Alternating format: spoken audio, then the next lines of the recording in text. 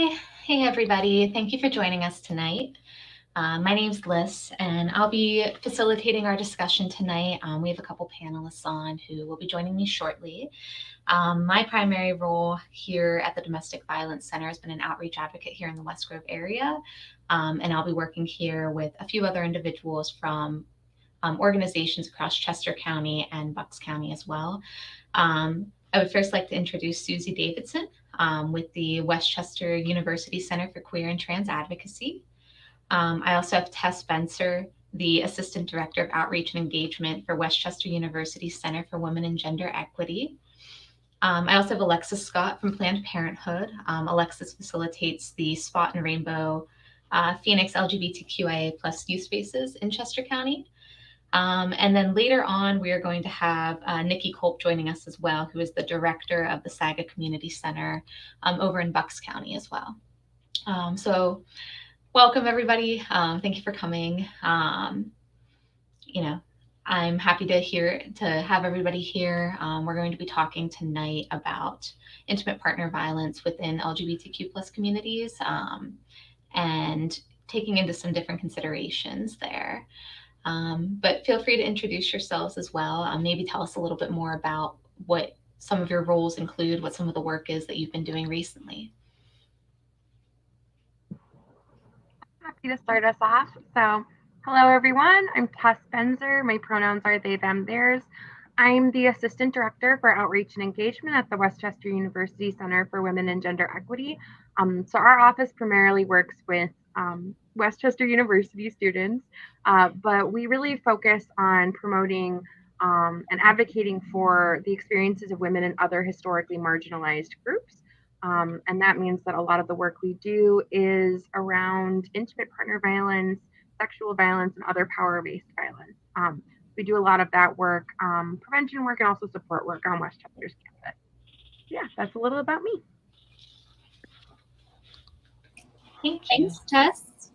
I'm Susie Davidson. I work at the Westchester University Center for Trans and Queer Advocacy.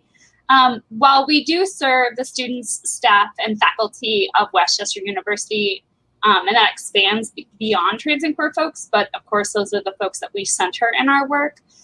We also provide trainings and facilitations for community members. So all of our trainings that we provide during the semesters are open to the public to join.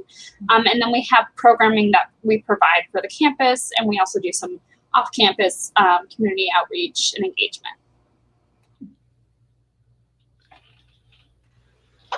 Yeah, hi, I'm Alexis Scott. My pronouns are they, them, theirs, and I work for Planned Parenthood of Southeastern Pennsylvania. And I work as a sexual health educator. I serve youth and adults in Chester County, Delaware County, Montgomery County, and Philadelphia County. But I also work with two LGBTQ youth groups, Spot and Rainbow Phoenix, which are open to youth ages 14 to 19. And yeah, is centered in Westchester area and Phoenixville area, but we've been meeting virtually since the start of the pandemic. So yeah. Okay. Hi, my name is Nikki. Hi. So we're just doing introductions. Yeah, feel free to introduce yourself and a little bit of some of the current work that you've been providing at your agency. Great, thanks. So yeah, I'm Nikki. My pronouns are she or they. I am the program director at Saga Community Center, which is located in Hatboro, PA, serving Montgomery County. Yes, Saga is a program of the Welcome Project PA, which is a 501c3 that was founded in 2019. So some of the programs, well, the biggest one at the moment is the Bucksmont Pride Festival. That will be the first Pride Festival in Montgomery County. It's going to happen at Abington Arts Center on the 18th of July. In addition to that, we also host peer support groups, and we do other community building events. We do advocacy in Montgomery and Bucks counties. We also do trainings. We offer a lot of other services. Our website is sagahatboro.com. You can find out more there. Awesome. Well, thank you. Thank you for everybody who came today. I think we're going to have a really good discussion. And I'm excited to kind of see where we go. One of our first questions, and I think an important one as we are setting the scene and talking about intimate partner violence, is how would you define it? And what is your background working with this subject? I'm happy to get us started again if we all kind of want to follow that same round robin we did before for this question. So I would define intimate partner violence by really looking at it as a pattern of power and control within the space of a relationship. So that could be a couple, that could be a polyamorous relationship, but ultimately it's usually in which one person in that relationship consistently exerts power and control over another person. And so that can look like verbal abuse, that can look like physical abuse, financial abuse. There's a lot of different ways that it might show up. But really, that power element, I think, is what sticks out to me.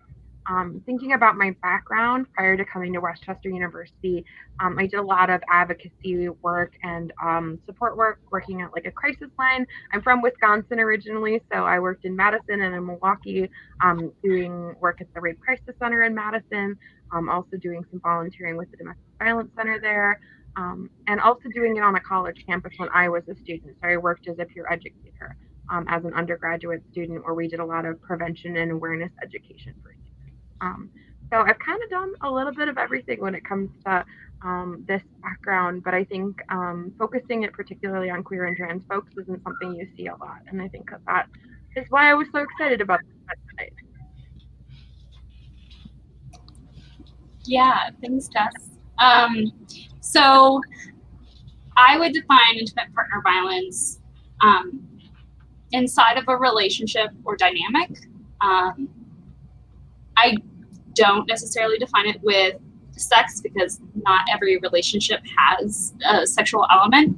And violence defined pretty expansively, right? So Tess named financial abuse, emotional abuse, physical abuse. They also said, there's power dynamics. But I think ultimately where I define it is a relationship and harm. And the harm needs to, it's harmful, right? And it's really impactful for the other person. And I think that that's really important, because when you're talking about impact, it may not be obvious to the individual or the people in their community. Previous to coming to Westchester University, I worked on the Department of Justice grant that was examining intrafamilial homicide and the experiences of those folks, and trying to improve their experiences by creating better systems to allow them to access resources within the community, within the Philadelphia government, and then beyond in their own community-like areas. Before that, I studied violence and relationships while studying anthropology at Temple University.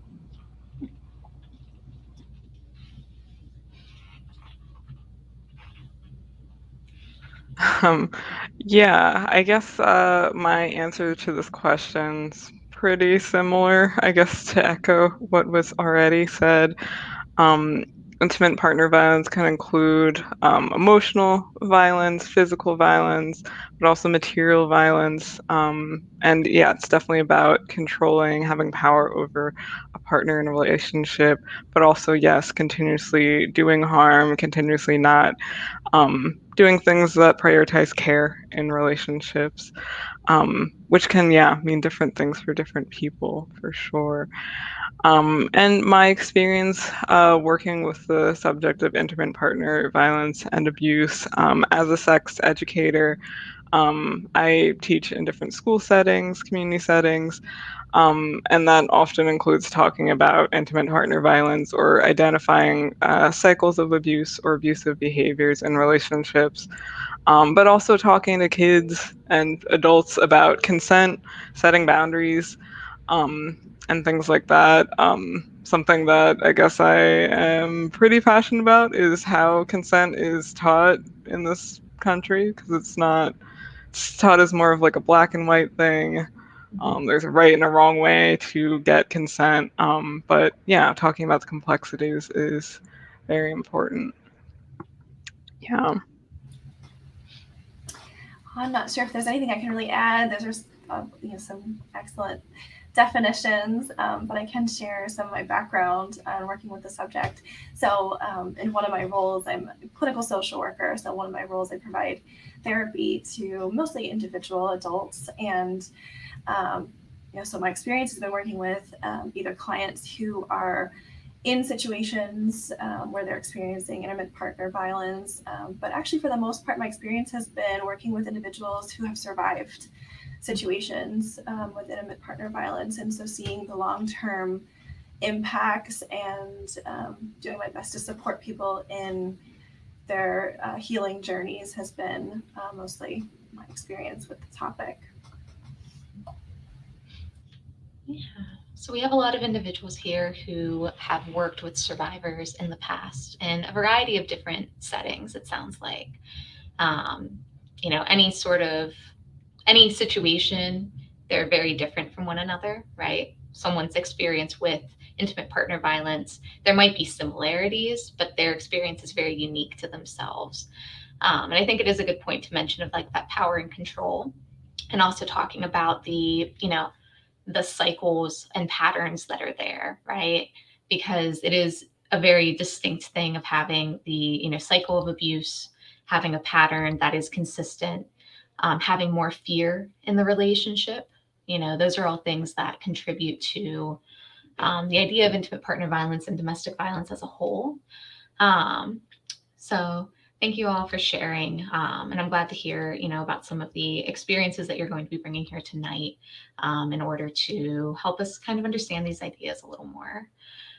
So next, we're going to talk a little more about the historical, cultural, and the social influences on violence against LGBTQ plus individuals. I'm personally really excited for this because I actually did a training on this very recently and I loved it. It was very interesting to me because there are certain things that I had considered not super well, like the idea of like colonization and how does colonization affect how we define things like gender, and how that affected people, even hundreds of years ago.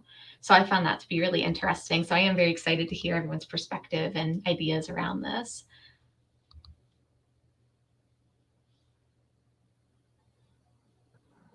Yeah, I'm happy to kind of start the conversation off. I feel like this question is great because it's really broad because there are a lot of things that have influenced violence against queer and trans folks. And I appreciate so much that you started off by naming colonialism because I think that piece in particular, colonialism and white supremacy as well, really have influenced how we see gender, how gender shows up in our society, and how we police gender of folks. So that gender policing, I think, is one of the things that makes trans folks in particular, as well as gender nonconforming folks and folks who perform drag, a little bit more vulnerable to violence because of that intense policing of gender that we see. But also thinking just more broadly about stigma, LGBTQ identities, they're really still not quite part of the mainstream. We're seeing a little bit more of that coming in now, but even those identities we're seeing in the mainstream are very specific. They tend to be white, cis, gay men. Sometimes, if we're lucky, we get white, cis, gay women. Able-bodied, thin. And so all of these various different systemic oppressions really, really play into how we sort of see that representation. So I definitely think there's just so many ways you could answer this question because there are so many things that contribute to violence. Mm-hmm. Well, and if you think about how, if you extend gender a little bit further, right? If there are trans folks just trying to like live their lives, it's really harmful to have to go to places where, like you said, Tess, like their gender is being policed, but also their experiences are being stigmatized because they're not welcome, represented, and it shouldn't be an accommodation. It should be that the world is meant for everybody, and that like creating this binary is innately harmful because there are folks who don't want to exist or don't identify within that binary. And that's really important because also creating that stigma around gender also extends in creating stigma in a relationship around folks with genders that makes them uncomfortable because of how they've been socialized, or maybe makes their partners uncomfortable because how they have been socialized. Mm-hmm. Yeah, it gives them like almost in a sense like more ammunition, to use in that relationship, because if you have the more things you can use to control your partner, the easier it's going to be. And that's an unfortunate fact of how some of the dynamics in intimate partner violence play out. Yeah, there's certainly, at least I've seen in folks I've worked with, like the person who holds less marginalization tends to hold a lot more power in that dynamic because they can pass or they can move through the world by experiencing less harm than the other person or persons in their relationship.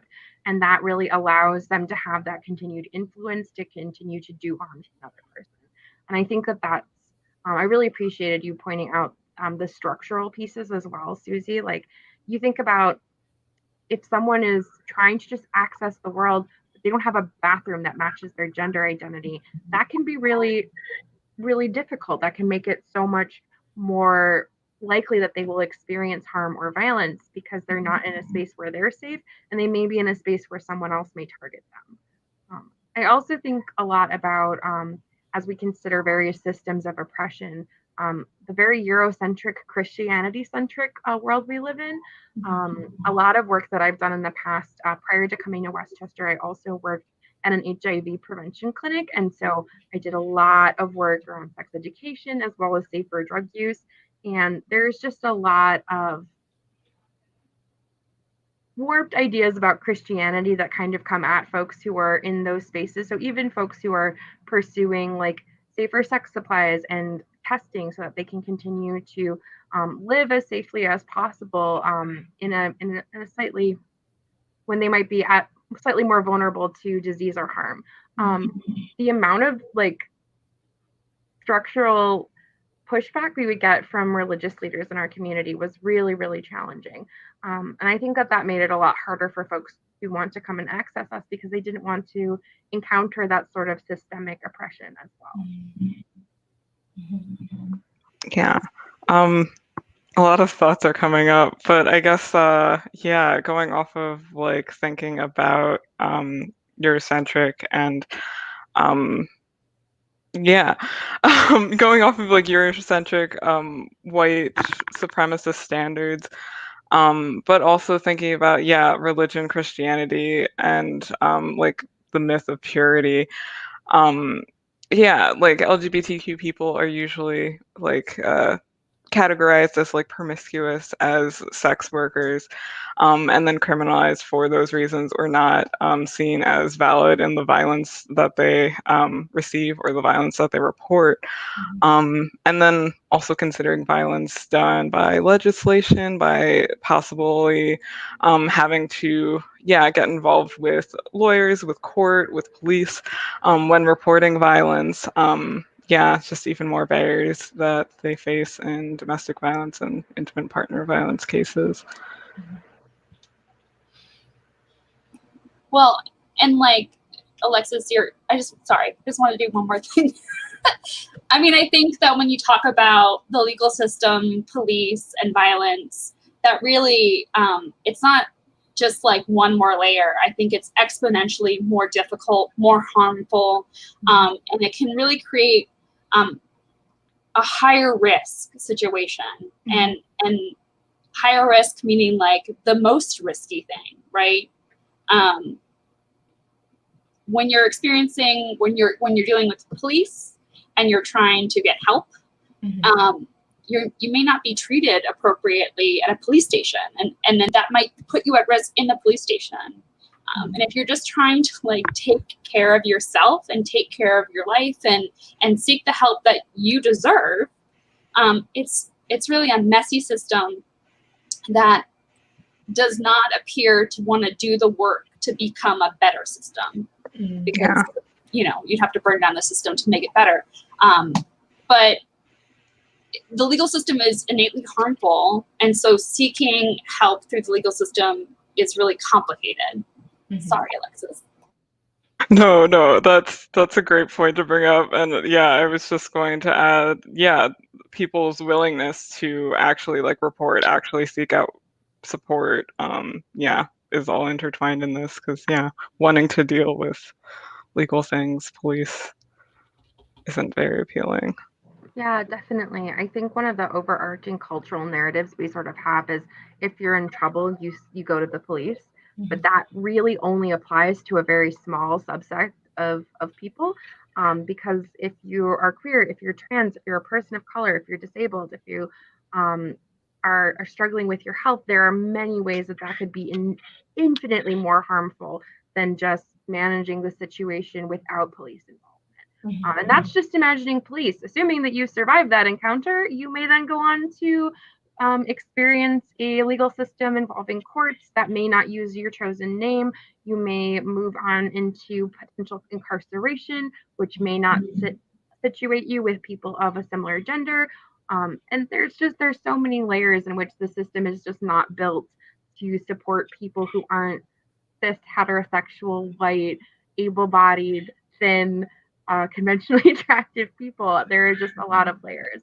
And yeah, I just wanted to thank you both for specifically naming some of those, because that was, I think that's necessary sometimes to do that specific naming.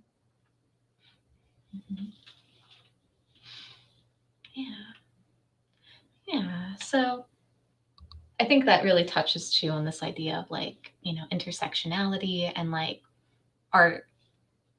the identities that we hold as individuals have a point of intersection, and there's more danger there, especially in things like police. And I know with a lot of domestic violence work, unless you're willing to uproot your life and go to a shelter and stay somewhere that you don't know, with people you don't know, in a questionably maybe safe space, maybe not. I mean, it really depends, and your other options may include going through the court systems or calling the police.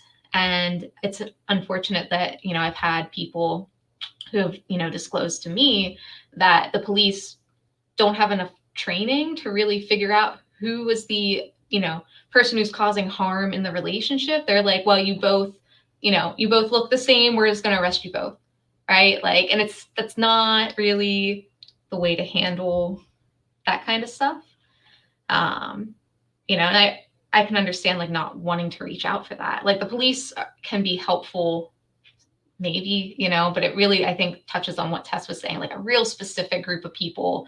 And it also depends on the actual police departments. And even then it's some people are just never going to reach out to the police just because historically they are not a system that has supported, queer individuals, Black individuals, So I think that is, go ahead. I heard somebody's eager. Well, I was just to add, when you're talking about being a survivor, you may not even be able to reach out for support. There's shame, there's stigma, access to getting support may not exist for you. I was recently resourcing someone, and there wasn't any inclusive shelters for them, and they don't identify as a man and they don't identify as a woman. And so where they're living, they don't feel comfortable accessing a space outside of their home. And they don't have another space to go to. So that's I think that's very specific to LGBTQ people, because when you have needs that other folks can get met, and we don't have to talk about shelters as a whole class of complication, but most folks can get access to shelters because they have need for shelters. And there are folks who will be turned away from those shelters because of their gender. That is a massive issue that is specific to this community. And it's really harmful to not address it. And most of the time, most places do not have support for individuals who don't want to go to a shelter that's either for men or women.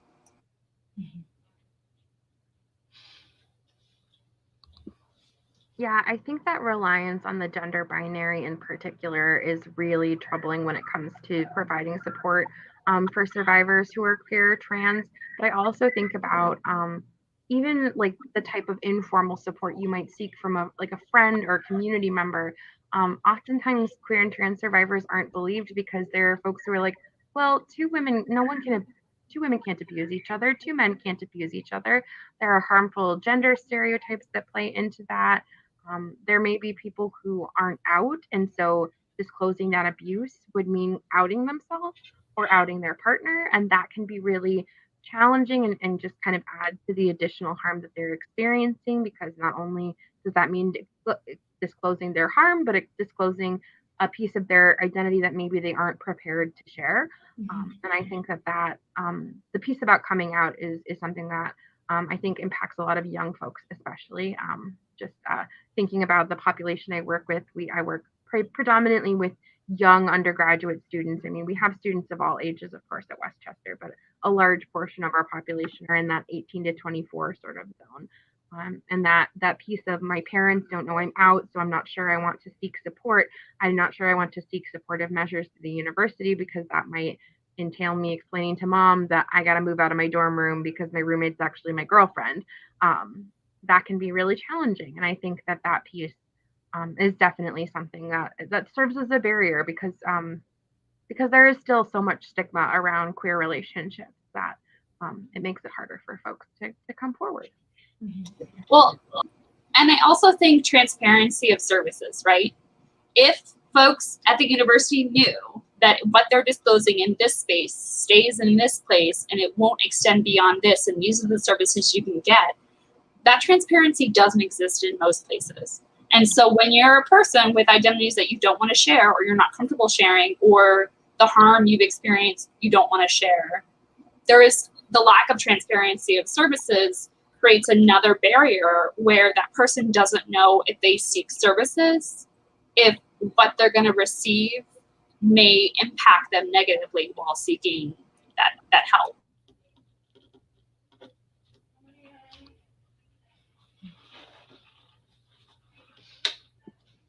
Yeah, I absolutely agree. And I think that, and this is a little bit more of a specific to a university community piece, but I think it's something that can be applied more broadly is sometimes we kind of get this like rainbow sticker feeling where folks who claim that they are, prepared to support queer and trans folks have gone through some kind of training.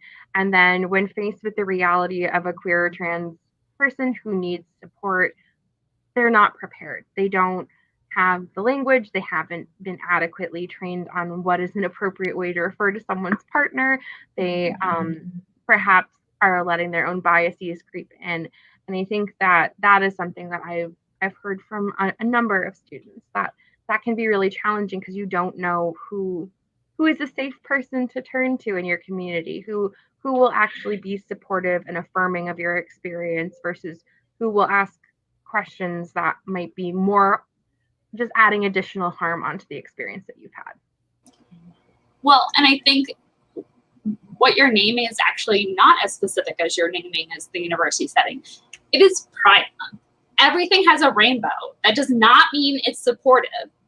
If someone buys a rainbow flag or has a rainbow item or goes to Pride, does not mean that it does not necessarily mean that they are a person who is safe and knows how to support you holistically, right?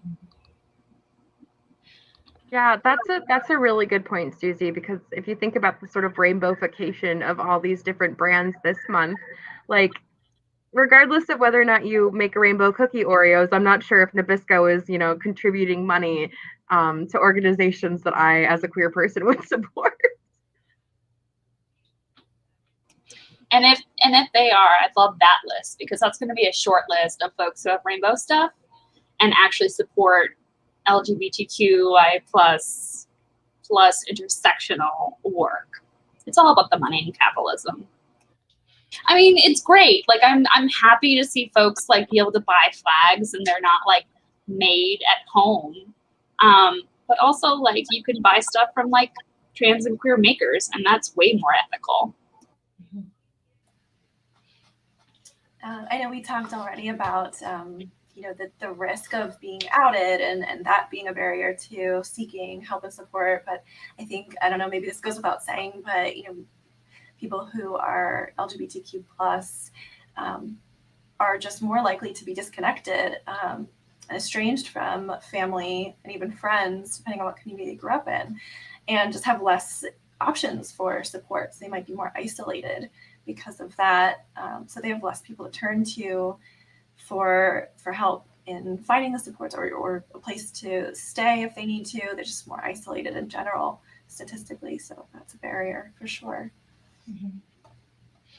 Yeah. And I think it's worth pointing out too that like the way domestic violence is currently defined in Pennsylvania talks about intimate partner violence and talks about family violence.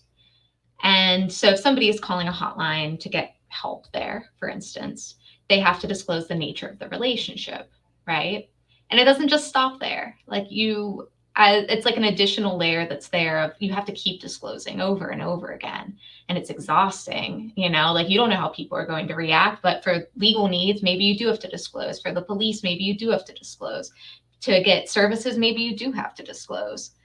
Saying I have a roommate and we've never had a relationship, even though that's not how that relationship actually is, will not allow you to get services at a domestic violence agency. Yeah, and I think that speaks to another piece that you mentioned there is the education that a lot of folks just don't have. Like if someone is in a non-sexual relationship, so I think about someone who might be ace, if they're in a relationship, but it's not romantic and it's not sexual, the way that their relationship is defined, an agency may not include that relationship in their scope of services. And so that's a piece that the agency needs some education, but also that person may need some education of places where that relationship would be part of that scope of service.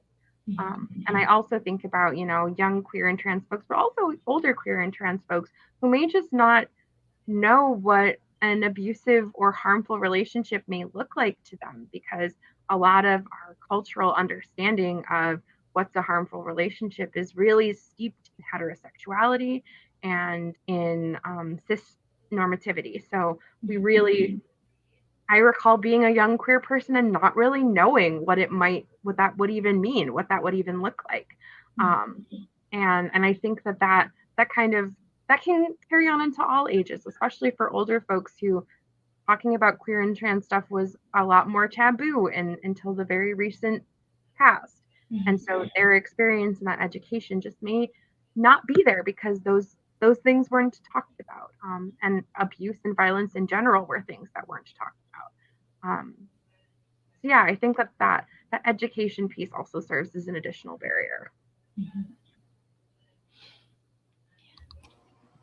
Yeah, I saw Alexis. Yeah, I was going to ask Alexis what they were going to say. I mean, since we've also, I guess, moved on to talking more about youth too, something that I see in my work is that queer youth, especially in like their first queer relationship or when they're young, it's very common to end up in codependent relationships, toxically codependent relationships, because they don't really have support outside of this relationship because they're either not out to their family or have been rejected by their family, community members, teachers, peers, really just everyone, honestly. Like, yeah, in the youth space that I lead, sometimes we just like rant about how terrible their teachers are. But also, lack of safe spaces too, like spaces where they can ask questions, where they can feel comfortable having friends, having other people that they know support them, having trusted adults that they know support them. And then also that education piece that was talked about before, which definitely should include like not only safer sex things, but also consent, boundaries, identifying abusive relationships. Yeah, I appreciate you so much that you mentioned safer sex, because I think that in particular, a lot of folks unlink those two pieces about learning about how to have sex as safely as possible and having a healthy or at least not harmful relationship, because there is so often sex is used as a tool of continuing to do harm onto someone. And maybe that looks like, hey, baby, let's not use a condom this time. Or it could look like coercing someone into sexual activity. And there's just a lot of pieces around what we believe to be sex that like are also very integral to having a relationship, because relationships that are sexual in nature need those pieces talked about. So I really appreciate you naming that as well, because yeah, we need so much more safer sex education, especially for young people. Yeah, part of my research is about the lack of inclusivity in sex education in the United States, because there is little to none, and much to, you know, a lot of your folks' points already, that education centers on white, able-bodied, very like a very standard way of approaching bodies, pleasure, safety, all of those things. It all looks like white, thin people, and it's not centered in anything besides pregnancy prevention and like super harmful ways to talk about STIs and like HIV. Like that is, it's all said in harm, right? And so when we build it up as a harmful thing, or like potentially harmful, and then there's also the potential for pregnancy, which for some folks is not a thing that they need to be concerned with. We really decenter what really needs to be said, which is like what y'all are sharing is like intimacy, patterns of abuse, and, you know, I'll throw it out there, pleasure. You know, if pleasure isn't centered, then coercion is actually a lot easier, because then you're not following that feeling, right?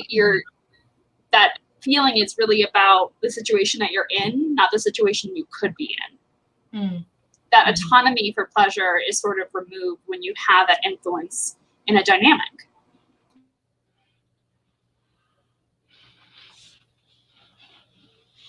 Yeah, definitely. I completely agree with what you were saying there.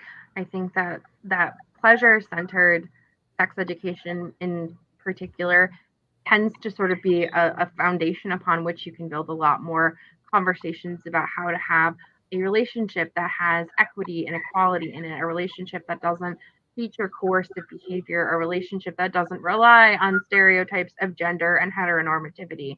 And I think that, you know, allowing pleasure to direct how you have sex, or even how you interact with one another, because it doesn't have to be just physical or sexual pleasure. It can be emotional pleasure. It can be your presence makes me happy. We don't talk about that. And I think that very like harm-centric way of teaching that, don't even get me started on how we only talk about HIV when we're talking about gay men, which is like a whole thing. Because HIV, everyone can get HIV, y'all. Like it's a thing. It's really not something that is only specific to certain populations. There's higher vulnerability and risk for harm, but it does not only exist in certain populations. And so, yeah, that harm-centered piece is hard. And Alexis, you mentioned earlier sort of like the expansive definition of consent and that it's highly variable. I think when you're talking about that, if we as educators and people in the world who interact with folks and are doing the teaching and the education, talked more about consent, I think that would ultimately create more, not empowerment, and I already said autonomy, but it would create, I think, more power, individual power, and understanding your individual power to seek the things that you want, ask for the things that you need, and then also know where you can say, that doesn't work for me, or that's not what I want. So I think consent, as you sort of started this conversation for us, Alexis, is like really encompassing of how we can create relationships and dynamics even beyond intimate partners, that are much more holistically aligned with ourselves. Mm-hmm. If I can say one more thing on sex, that and also, yeah, this conversation definitely ties back to what we were talking about before, with like how violence is something that happens because of communities, because of the larger world that we're living in. Because yeah, most of why kids aren't taught in school about pleasure, about consent, about comprehensive sex ed is because of what's allowed to be talked about in schools, or what the community allows their kids to be taught. And yeah, erasing queer people from that narrative is another thing that communities allow to happen, that communities think kids shouldn't be learning about, or isn't part of what's important to their health and knowledge, which is just tying all back into the issue that we're all here to talk about. I think you also bring up a good point about families, right, Alexis? So part of like why, well, no, I won't say that. Part of the thing that is so glaring to me is that like we as people are not practicing bodily autonomy with many of the people in our lives. We weren't socialized to do that. And so if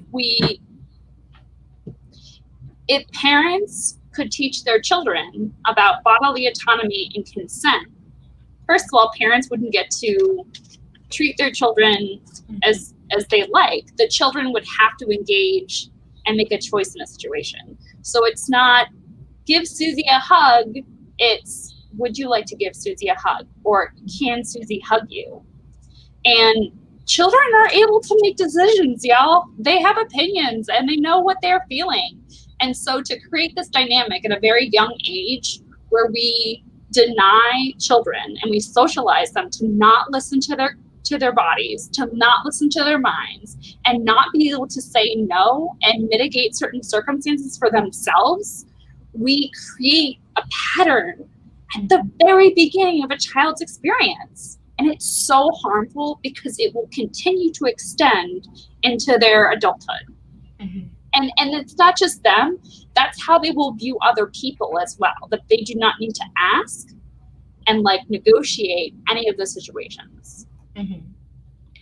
Yeah, I think that's a really good point too, that, I think it's often worth pointing out that the dysfunction that is in an abusive relationship, right? It doesn't just come out of nowhere, and there's a lot of things that play into that. But one of the major ones that I've found is that individuals who, are experiencing harm in an adult relationship, it was probably normalized as a kid. They're desensitized to it. And so I like to tell people a lot, it's like your way of perceiving danger is completely off, So you don't have an idea of like, this is like where my boundary is. Like maybe you can articulate that, but the boundary is just not being adhered to because you were taught as a kid that if someone pushed hard enough, that you had to kind of back off, And I think that that's really prevalent in a lot of individuals who experience intimate partner violence, or even continued family violence. Like there is that aspect of, as a kid, boundaries were ignored, consent was not given, and you carry that with you, And that's why you also see people too, where it's not uncommon where you could have somebody in one relationship, they're the person causing harm. You could have them in a different relationship being the person harmed, right? It's just the dysfunction is there all the time. Yeah, and I think that to kind of continue this piece, specifically talking about queer and trans folks, a lot of that continued dysfunction that we see is built on a denial of their autonomy to define themselves. And so we see a lot of that denial of like, no, you don't like boys, or no, you're a girl, sweetie. And these things, while they might seem innocuous at the time, can really normalize this idea that you don't know yourself and your own wants and needs as well as someone else might. And then that becomes so normalized that that's how you move through the world. And it can become very harmful, and it can manifest into doing harm onto other people, or consistently being vulnerable to that sort of particular harm.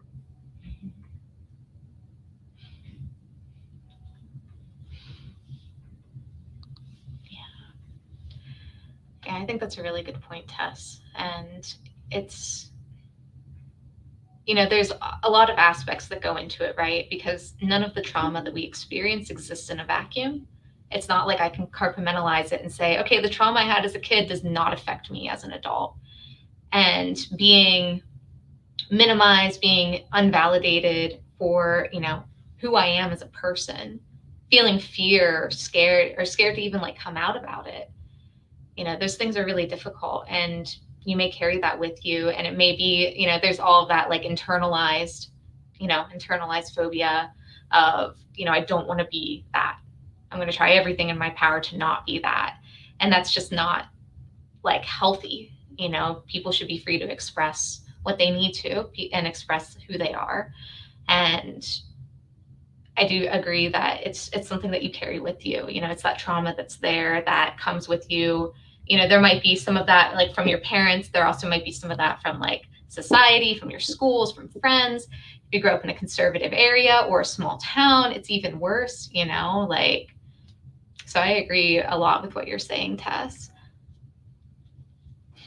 Yeah, and I guess I'll just add is in our office, we talk a lot about media, queer media, and intersectional media representation.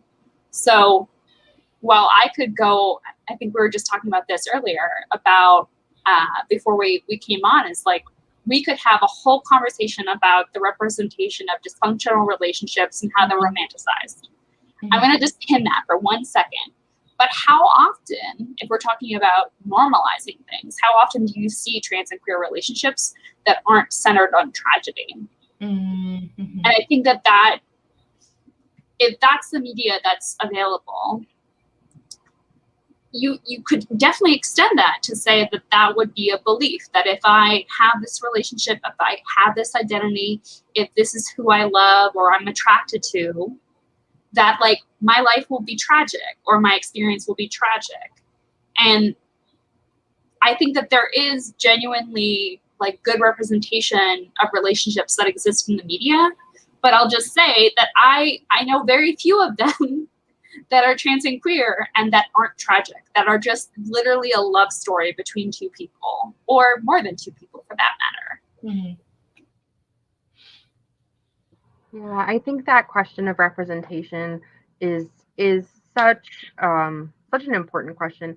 I did part of my master's thesis on media representation of just gender diversity in general, and so yeah, we don't see it. You don't see happy, healthy, live until their 80s queer and trans couples on television. There are so few moments in which you see those pieces of real life represented in the media in a positive light. And that can be really harmful and damaging to folks, especially young folks, as they're coming into their identity, as they're forming their first relationship. They may not know that, the option may be that you might be 85, still with the same person, happy as a clam. Mm-hmm. They don't see it. Yeah.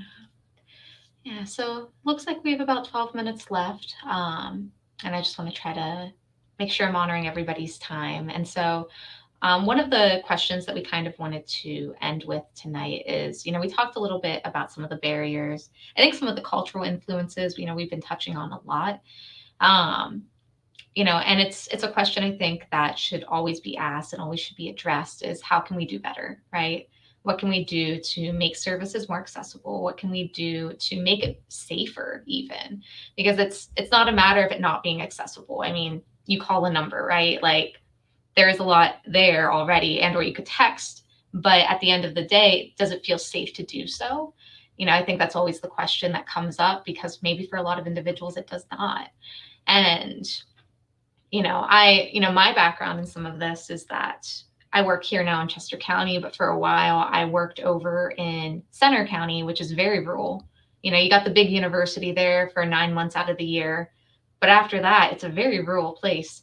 So we didn't really have access to a lot of different resources. We were probably one of the only shelters for miles around, one of the only agencies for miles around. And if like someone called us and they didn't feel safe or that we were supporting them, they wouldn't use it, So I do think that this is a really great question, and one that I was like, we have to ask this. It's really important. So I'm curious to hear everybody's thoughts. Well, so it's something we talk about a lot at work because we do lots of trainings and facilitations and workshopping, is that if this is your work and these are the folks that you serve or you want to serve, your learning doesn't end. And I think that that's really daunting. And I know that even for my work, it's really continuous and talking to my colleagues and talking to people who aren't my colleagues and really just trying to expand and understand more deeply. But this is the community I serve. And so I'm going to have to continue until the day I'm not working to keep doing my work and keep learning. Mm-hmm. And so I know that there are workshops and trainings out there that are like a 1, 2, and 3, and you get your sticker or you're certified, and that's great because that's a signal that you've done some work, right? But if these are the folks that you want to support, you have to continue your learning. Mm-hmm. And sometimes your colleagues are the people who can help you continue that learning. So it doesn't have to be like all top-down academic certification, gold star, whatever. But I just encourage you to keep doing that learning because it's essential. Yeah, I mean, I think that there are definitely tools that exist out there. Something that I've seen and used a few times in my own work is they're based out of Wisconsin, which is why I'm familiar with them because that's where I originate. But they're called Forge. They are a specific trans and queer organization that centers the experiences of survivors. And so one of the things that they do is they have a provider checklist to be like, is your organization prepared to serve queer and trans folks? And it's a really comprehensive checklist because while it's just kind of scratching the surface, it's a good way to sort of do that self-assessment of like, do we have gender inclusive bathrooms? Do we have gender neutral language on our forms about who the partner might be? Do we have spaces and places for non-binary folks to go within our agency? And I think that those tools can be really helpful in doing kind of some of that self-examination. But another thing I would say is hire queer people. Hire queer people to come in and train. Hire queer people to be on your staff. Hire queer people to educate you. And like Susie said, don't you're not done learning. No one is ever done learning. I am a queer person and I will never know everything there is to know about every queer experience because I have a very specific lens. I am white, I am able-bodied, I experience the world through a femme passing lens, and that is not something that a lot of other people can claim. And so I have a lot of work to do myself. And so I kind of challenge myself and all other folks in this work to never assume your work is done. If you ever feel that way, go do something else for a little while, and then come back because you probably just need a break. Yeah, and I'll just add that if you're thinking about your teams, if your teams all look one particular way, there's a community that you're missing, or multiple communities that you're missing. So yes, hire trans and queer people. We all need jobs, but think about the identities that are at your tables, and it's probably not complete because I'm sure you can think of something that you're missing, or someone's ideas that could add a dynamic to your group or to your organization. And I think that that's really important to think about. Is that holistic? Like who's in your organization, and like, do they all look the same, or are there other voices that could really are there other ideas that could really make this a more complete and holistic organization to work with?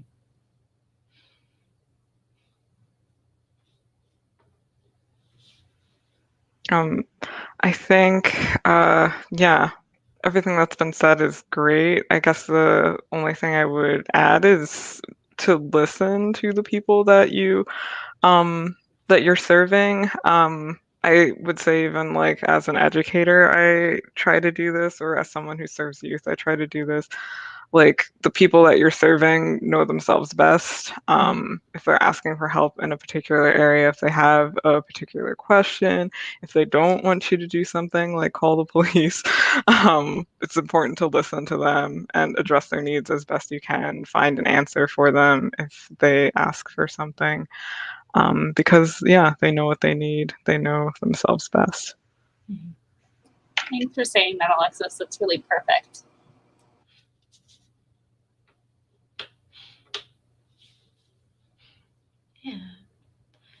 Yeah. So I also think too that, kind of on that continued education piece that, we've talked about, right? And bringing, the people who this is their experience, bringing them to the table to talk about it. It's also a question, I think, always of what is going to directly help, because I could do a training, I could learn a lot of stuff, I could read a cool book, and that's like step zero, right? Like that's the very beginning of what should be happening, I think.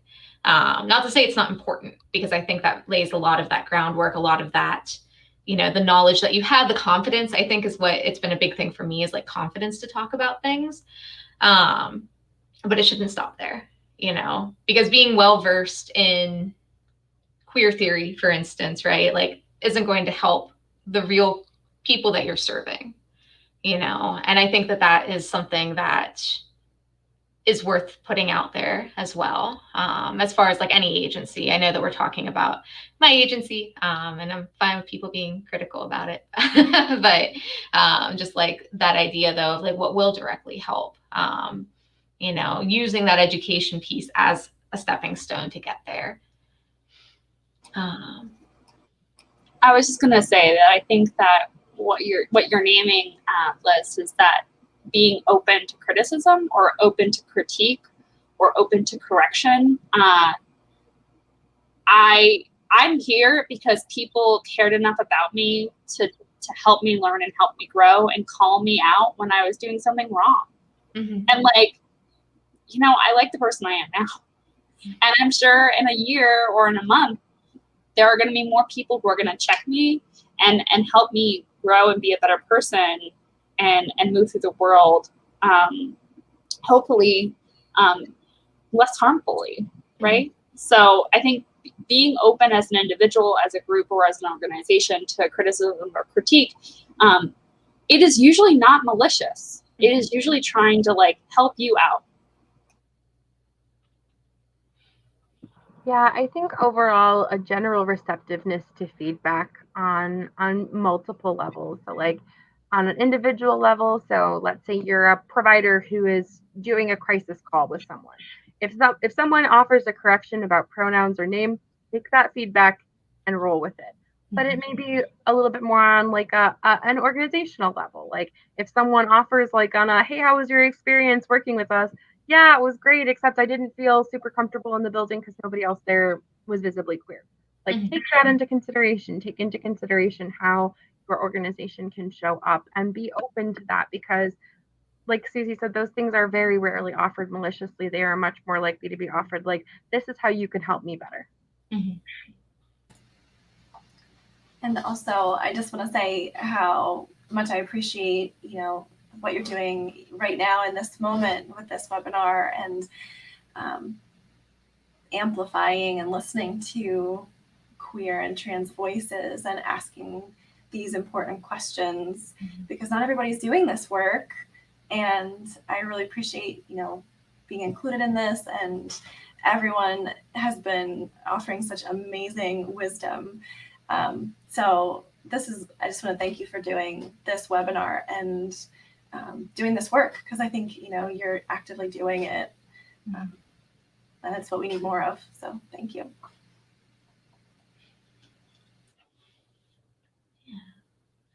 Yeah. Well, so it's about 7:59 right now. Time flew. I know. Well, first off, I think we might want to go around really quick and just talk about maybe some upcoming things, because I do know with the Pride Fest getting canceled in Philly, I'm very excited to hear about the one in Bucks and Mont County. But I'm excited to hear about what everyone else has been working on as well. in the upcoming summer and also beyond that. There might be some things that are going on, some projects that have been undertaken, and or some information you feel might be relevant to the discussion we've been having.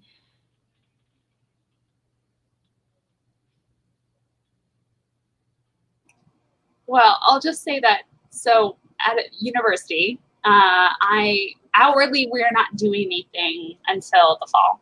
Mm-hmm. So we do a welcome back, and we do a bunch of events during the semester, and then we have sort of some end of the year closing events. So, but I'll just offer that our calendars will be updating in August. And so if you're interested in some of those trainings that I mentioned earlier, I'm not sure yet if we're going to do sort of a remote thing, a hybrid thing, or an in-person thing. Mm-hmm. But if you're interested in that work, you can look at our website to see that program guide. Mm-hmm. Yeah, I'd also offer, so my office is based at a university. It's summer, so our students are predominantly at home. But you can look forward to some stuff we'll be doing in the fall. This year, our office was granted the Pennsylvania Governor's It's On Us grant. So we received quite a bit of funding to do some violence prevention, education, and work in our community and on our campus. And our grant was written specifically to center the experiences of students of color as well as queer and trans students. So that's part of our specific focus this year. So we'll be doing some events probably in October. We're in talks with a potential speaker to bring to campus. And I can't say for sure, actually 2 potential speakers to come to campus. We're trying to figure out how we might offer those as hybrid options for folks. But all of our events like that are usually open and free to the public. So you can check out our website or our Instagram for details there. And yeah, we have a pretty good online presence even during the summer. You can follow our Instagram if you want to look at some sex ed tips, relationship tips, and every Monday we send our masculine. Yeah, every Monday we send our masculine folks with our Mask Mondays. So I invite you to follow us online because we put stuff out and we want people to see it. Awesome. Yeah, so Bucksmont, first ever Bucksmont Pride's coming up July 18th at Abington Art Center. You can find out more at bucksmontpride.com. And Saga Community Center we have regular support groups on the first and third Thursdays of the month at 7 p.m. They're virtual right now, and they'll stay virtual for a little while. We'll definitely keep everyone posted. We have a newsletter, so if you can stop by our sagahatboro.com, you can sign up for the newsletter. We'll keep you posted on everything that's going on. So, thanks. Yeah, I don't necessarily have events to plug, but yeah, I still serve SPOT and Rainbow Phoenix, the 2 LGBTQ youth spaces in Chester County. We meet weekly on Thursday nights. Information is on our Instagram at Spot Pride and can also be found on the Planned Parenthood website if you go to Planned Parenthood Southeastern Pennsylvania specifically. Yeah, we do sometimes have in-person meetups at the park, but as of now, we've just been meeting virtually. So yeah, if people have youth that they want to join, you can, find our info on our Instagram.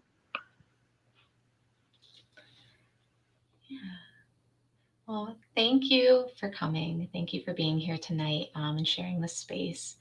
I'm really glad to hear of all the work. And I feel like this definitely could have been a lot longer because we had a lot to talk about for sure.